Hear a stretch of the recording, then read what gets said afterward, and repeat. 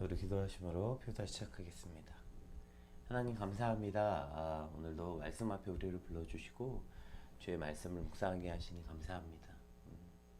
오늘도 주의 말씀이 나를 살게 하심을 깨닫는 시간들이 되게 하시고 주의 말씀을 따라 오늘 하루를 순종하며 나아가는 시간이 되게 하여 주시옵소서. 특별히 불임절의 의미를 함께 나누며 오늘 우리 삶에도 이 불임절이 온전히 회복되는 날이 되길 소망합니다. 오늘 말씀을 통하여서 주님 우리에게 말씀하여 주시옵소서. 감사합니다. 예수님 이름으로 기도드립니다. 아멘. 네, 오늘 저희가 함께 살펴볼 말씀은 에스더 9장 17절에서 28절 말씀입니다. 우리 같이 함께 읽겠습니다.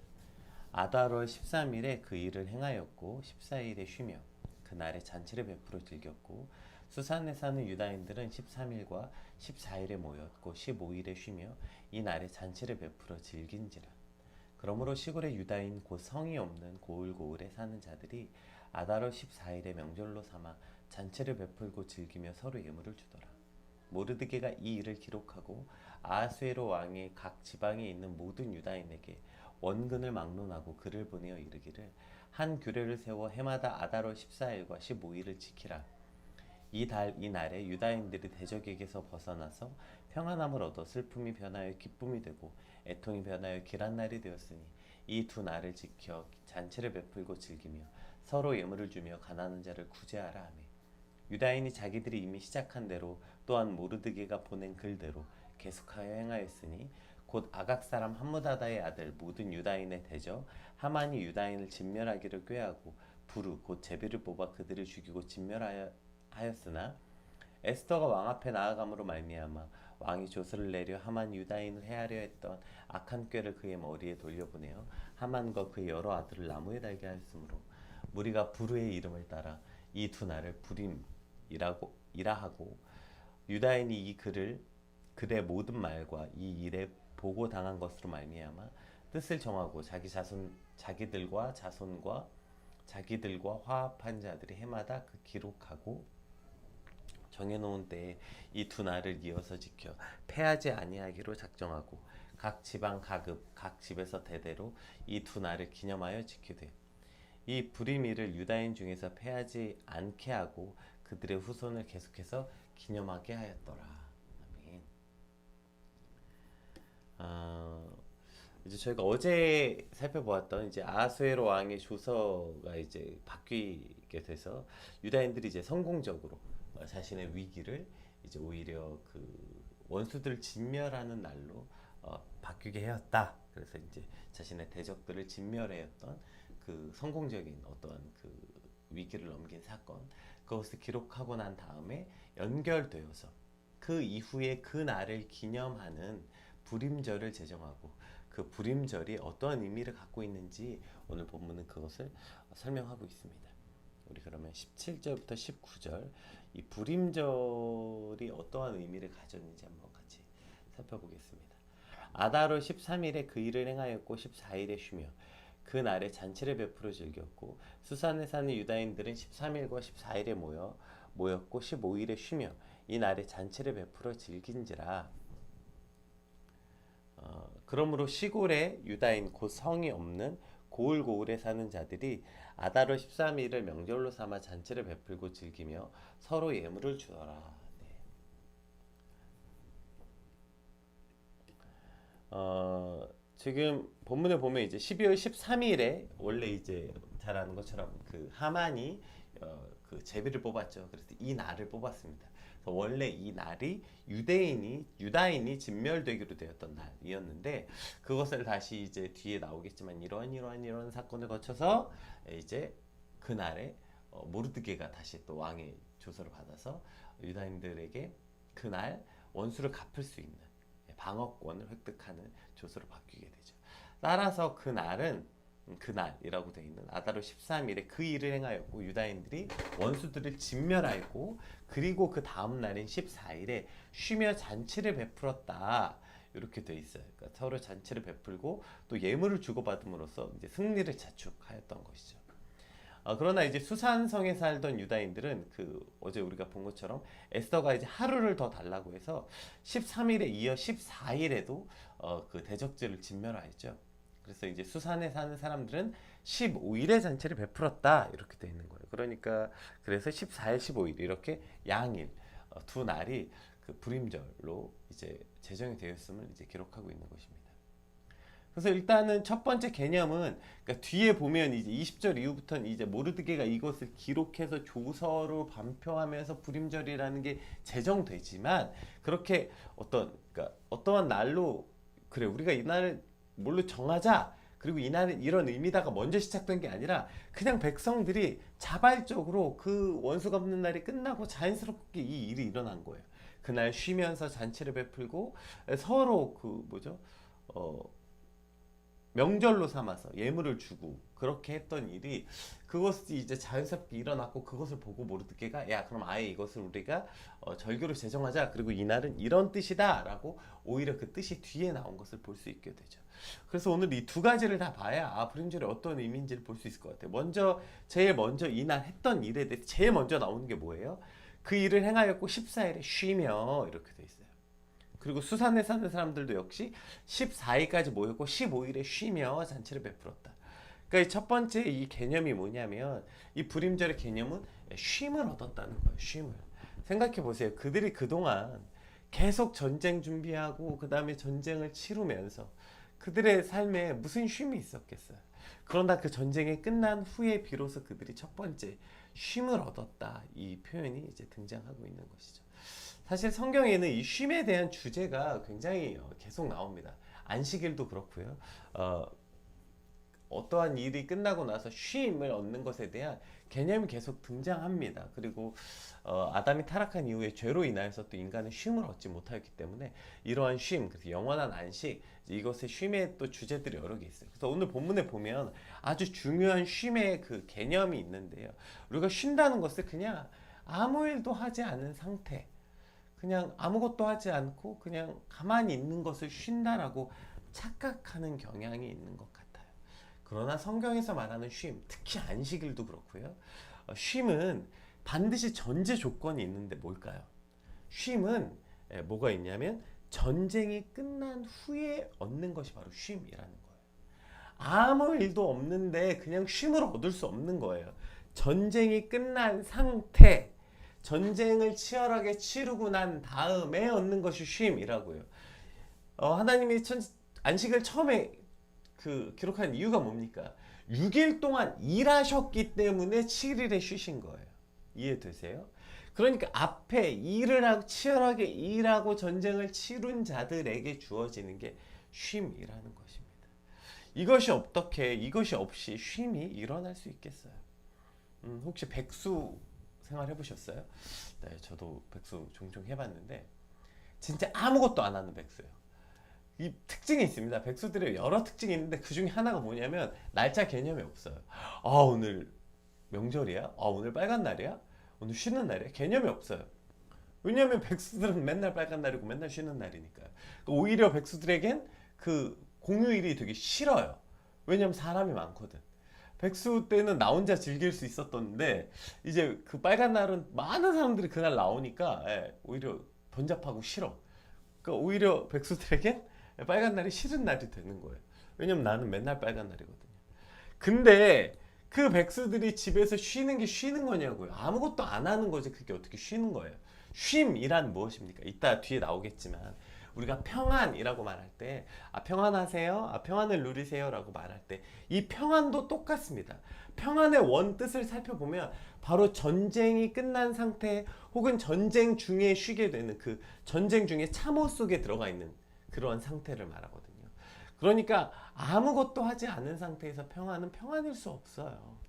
그것은 그냥 불안인 거죠. 아무것도 하지 않는 것 뿐이지 그 마음 가운데 늘 불안과 어떤 갈망이 끊임없이 있는 상태이기 때문에 평안과 쉼을 누릴 수 없게 되는 것이죠. 백수인데 어떻게 쉼을 누립니까?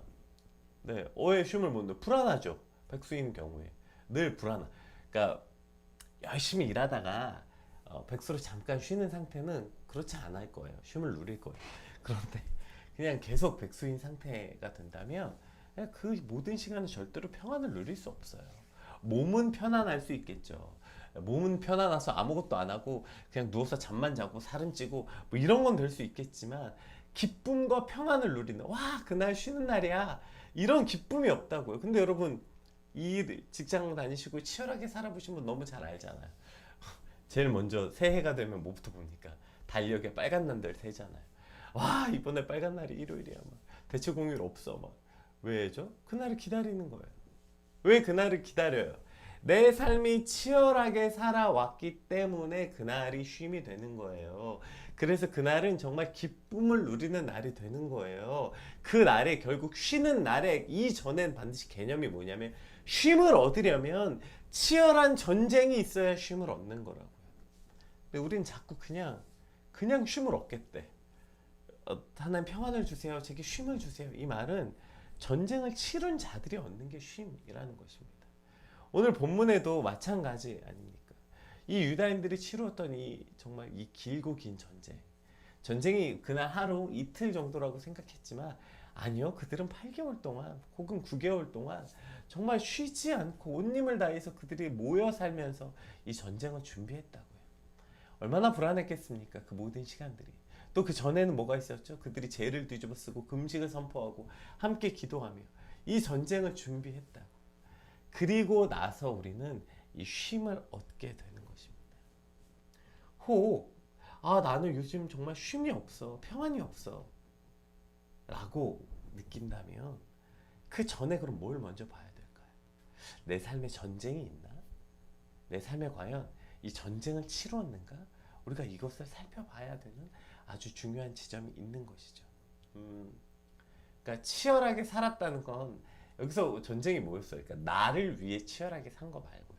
그것은 이따 그 뒤에 나오는 그 쉼의 개념, 쉼이 무엇인가에 대한 개념과 또 연결되는데, 결국에 나를 위해서 치열하게 산 것은요, 결국 쉼도 나를 위한 것이 될 수밖에 없어요.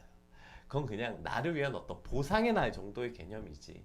그러나 그리스도인에게 쉼은 무엇입니까? 언제 쉼을 얻어요? 몸은 피곤할지라도 치열하게 전쟁을 하고 난 다음에, 그 영적인 전쟁을 얻고 난 다음에 누리는 기쁨이 있다고요. 오늘 백성들을 보세요. 그들이 누가 시키지 않았는데 다음날 잔치를 베풀었어요. 잔치가 뭐예요? 기쁨을 베풀었다고. 그들이 그날 쉬며 잔치를 베풀어 즐긴지라, 그들에게 기쁨이 가득한지라. 우리가 영적인 전쟁을 치르고요, 그 전쟁에서 그리스도와 함께 승리를 맛보게 되면, 우리 안에 몸은 피곤하고 뭐 잠을 몇 시간 자든지요, 우리 안에 기쁨이 있는 거예요. 기쁨을 누리고 즐길 수 있는 거예요. 그러나 아무리 쉬어도요, 아침부터 저녁까지 잠만 자고 뭐 맛있는 거 먹고요, 뭐 영화 봐도 마음이 전혀 기쁘거나 평안하지 않거나 즐거움을 느낄 수 없는 날 경험해 보시잖아요, 다. 이유가 뭔지 모르겠는데 계속 마음이 불안하고 그냥 계속 우울하고, 네. 이것이 그냥 그러니까 육체의 쉼, 아무것도 하지 않은 상태로 얻어지는 것은 아니라는 것입니다. 우리 안에는 반드시 뭐가 있어야 되냐면, 이 영적인 전쟁, 그것을 내가 치열하게 치르는 과정, 그것을 거쳐야만 우리가 쉼을 얻을 수 있다는 사실을 반드시 기억해야 됩니다. 자, 그 쉼의, 그럼 이제 이 날을 이제 모르드게가 제정해요. 그래서 그 쉼의 개념이 뭔지 한번 봅시다. 이것을 조금 명확하게 말해요. 그러므로 시골의 유다, 이거 봤죠? 모르드게가 이 일을 기록하고 아하스웨로 왕이 각 지방에 있는 모든 유다인에게 원근을 막론하고 글을 보내어 이르기를, 자 이제 이걸 이제 제정합니다. 한 규례를 세워 해마다 아다로 14일과 15일을 지키라. 어떤 날로 지키냐면, 이 날에 유다인들이 대적에서 벗어나서 평안함을 얻어. 여기 나오죠, 이 평안함. 이 전쟁이 끝난 후에 얻는 평안함을 얻어 슬픔이 변하여 기쁨이 되고 애통이 변하여 길한 날이 되었으니, 이 두 날을 지켜 잔치를 베풀고 즐기며 서로 예물을 주며 가난한 자를 구제하라 하매. 이것이 불임절이라는 거예요. 이 불임절을 이제 앞에서는 백성들끼리, 맞아, 앞에 그렇게 졌으니까 그걸 아예 절기로 지키자, 그리고 그걸 그냥 다시 말로 설명해서 지킨 거예요. 그게 뭐예요? 아까 얘기했던 그 쉼을 얻는 날, 평안함을 얻어. 자, 어떤 날이냐면, 이 날은 슬픔이 변하여 기쁨이 되고 애통이 변하여 길한 날이 된 것이다. 그래서 이 날 잔치를 베풀며 즐기는 날이다. 이 날이 곧 불임절이다. 이렇게 말하고 있는 것이죠. 그러니까 쉼이란 뭐예요? 쉼을 어떻게 누려요?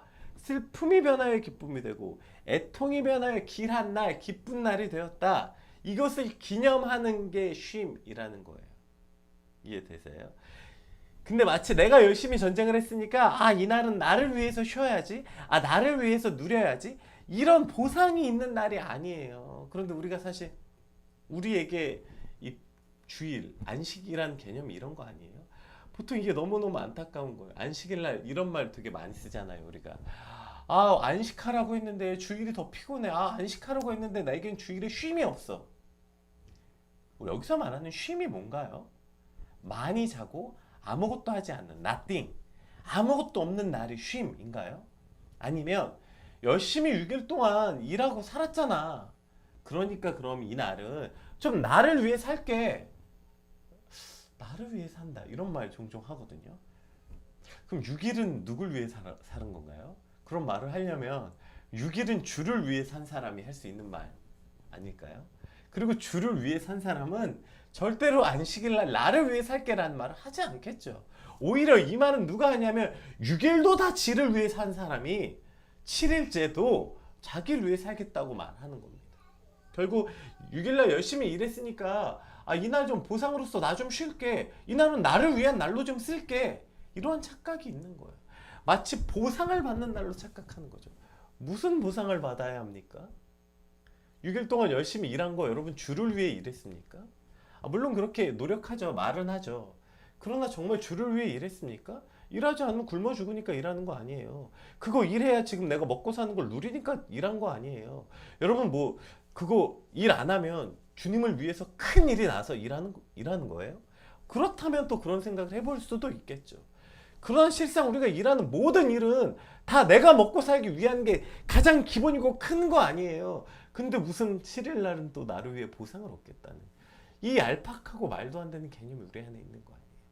슬픔이 변하여 기쁨이 되고 애통이 변하여 길한 날이 된 거, 이것을 기념하는 게 불임절이라고요. 이것을 기념하는 게 쉼을 얻는 날이라고요. 그리고 이 불임절이 안식이라고도 참 많이 닮아 있는 것을 볼 수 있게 되는 거예요. 그런데 우리가 이 불임절이라고 해놓고 오케이, 그럼 이 날은 나를 위해 쓰는 날이야. 여러분, 그렇게 쉬는 날이 아니라고요. 내가 열심히 전쟁했으니까 그럼 이 날은 쉬어야지. 그 전쟁 누굴 위해서 한 건데? 너네 죽을까봐 한 전쟁이잖아요. 이스라엘 백성이 죽을까봐 한 전쟁이잖아요. 그리고 오히려 그날은 그래서 뭘 기념하는 거예요? 그날 일하신 하나님으로 말미암아 기뻐하고, 하나님으로 말미암아 즐거워하고, 하나님으로, 그러니까 오히려 쉰다는 말은 오히려 나를 위해 했던 그 모든 일을 쉬고, 나를 위해 노력했던 그 모든 일은 쉬고, 그날 하나님이 행하신 일을 기억하고 하나님으로 인하여 즐거워하고 기뻐한 날이 바로 불임절이라는 거예요. 그러니까 그냥 오케이, 열심히 살았으니까 그날 하루 쉬어야지. 이게 불임절. 오케이, 열심히 살았으니까 그날 하루 쉬는 날을 주셨구나. 이게 불임절이 아니에요. 불임절은 오히려 내가 노력한 것을 쉬고, 그리고 하나님의 행한 일을 기념하고 기뻐하는 일, 그것이 곧 불임절이라는 것입니다. 보상이 뭐예요? 근데 이런 이상한 보상 심리가 있는 거죠. 이날은 좀 쉴게. 여러분, 안 쉬어보셨어요? 쉬는 날 뭐 하시는데요? 결국에 나를 위해 뭔가 하잖아요. 그렇죠? 나를 위해 뭘 해요. 그래서 어떤 쉼을 얻으셨나요? 그래 봐야 그 보상으로 받은 게 뭐예요? 보상으로 받아봤다 죄죠, 죄. 그 보상, 그러니까 인간은 가만히 놔두면 무조건 죄를 향해 가고 있다니까요. 그러니까 내가 이날은 좀 나를 위해 살게. 이 말은 뭐예요? 나 그냥 죄 좀 지을게. 이런 말이라고요. 결국에 죄를 향해 달려간다고요. 그래봤자 죄 짓는데 그게 무슨 안식이에요, 여러분. 가장 고통스럽고 비참한 날이죠. 죄 안 져보셨어요? 죄 지면 평안이 있던가요? 기쁨이 있나요? 죄 짓고 나면 그 죄로 인한 고통스러움, 죄로 인한 비참함, 그 죄로 인한 그 무게에 눌리는 거죠. 근데 어떻게 평안과 안식을 누립니까? 우리에게 보상은요, 어떤 한 날을 나 열심히 살았으니까 이날 좀 나를 위해 보상받을게. 우리의 보상은 오직 예수 그리스도가 우리의 보상이고요.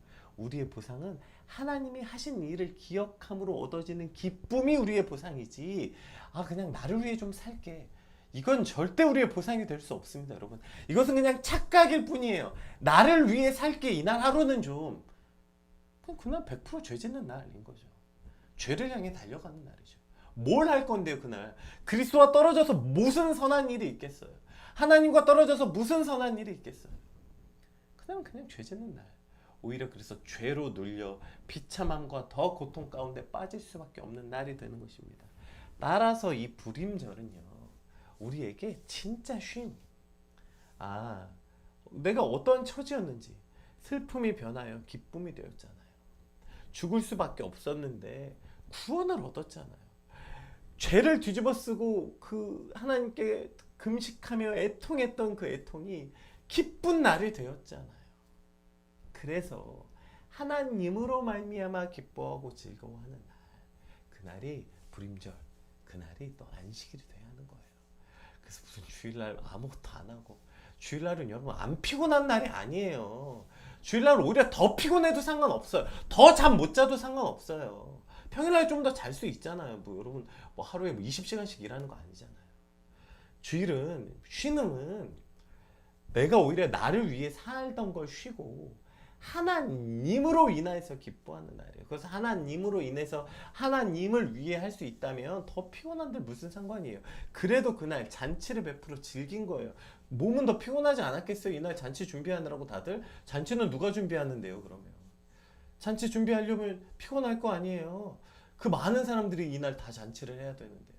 그렇게 몸은 피곤하더라도 하나님으로 기쁨을 누리는 날, 그날이 불임절이 되고 그 날이 우리 삶에 반드시 있게 되길 축복합니다.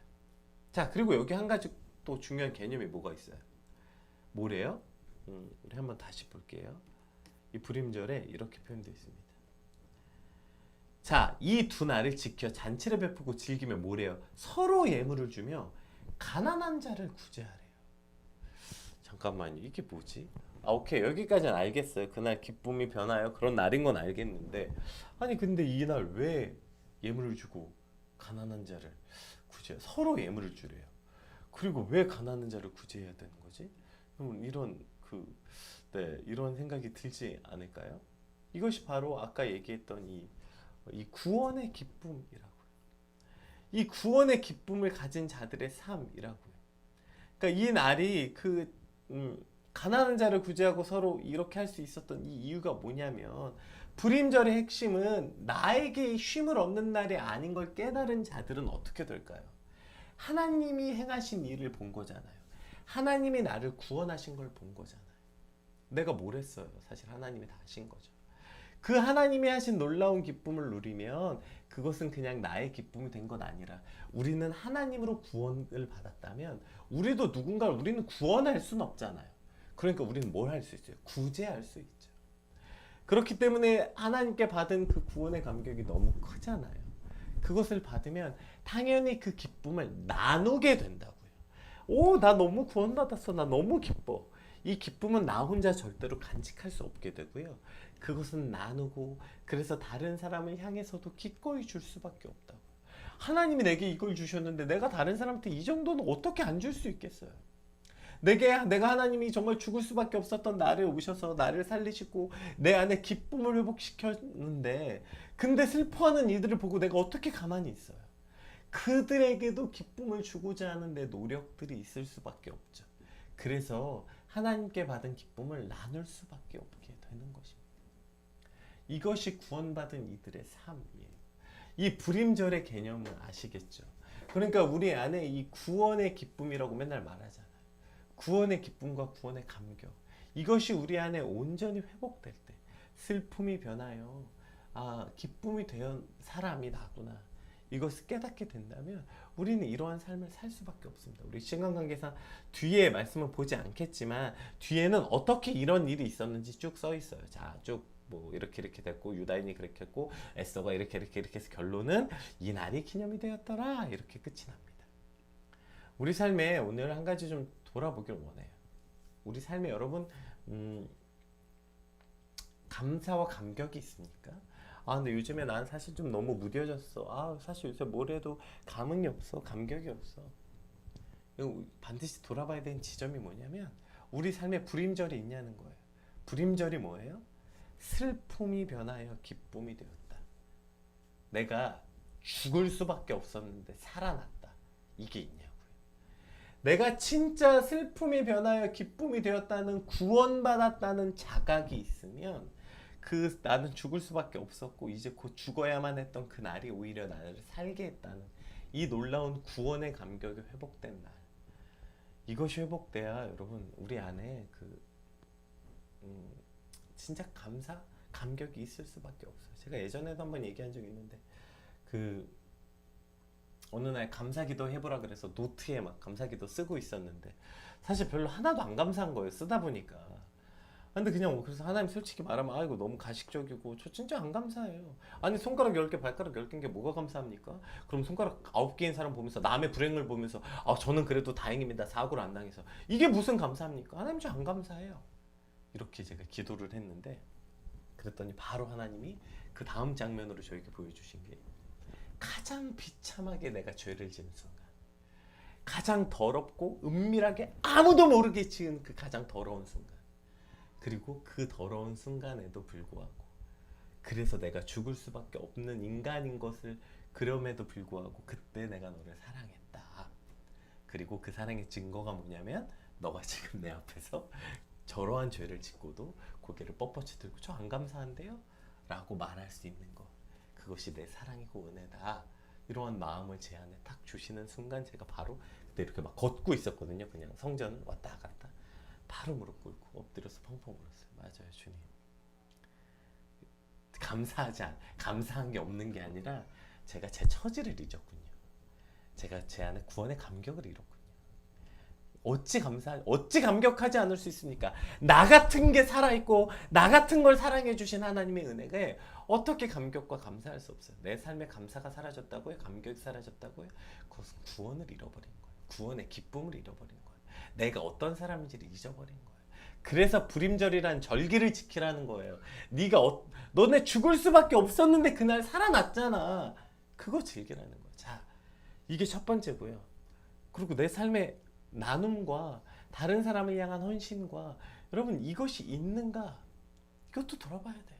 구원의 감격이 있는 사람은 반드시 누굴 향해 이렇게 구제하고 나누고 서로 예물을 주고받는 기쁨을 나누게 돼요.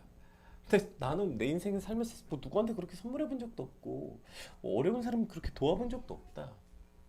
네, 여러분 이것도 반드시 돌아봐야 되는 거예요. 내 삶에 구원의 감격이 있는 자들은 그럴 수 없어요. 내 안에 은혜와 감사와 감격이 있는 사람은 그럴 수 없습니다. 어떻게든 더 주고 싶고요, 어떻게든 이 기쁨을 나누고 싶은 거예요. 이것이 우리 삶의 불임절이어야 되는 것입니다. 우리 받은 말씀 놓고 함께 같이 기도합시다. 오늘 특별히 PK 러브는 그 불임절, PK 러브에 받은 은혜와 감사와 감격, 그 구원이 너무 감사해서 사실 우리가 지금 조금 드림 하고 있는 거죠. 그래서 오늘 이제 2022년도 첫 번째, 그러니까 사실 저희가 3월 달에 마무리가 됐고요.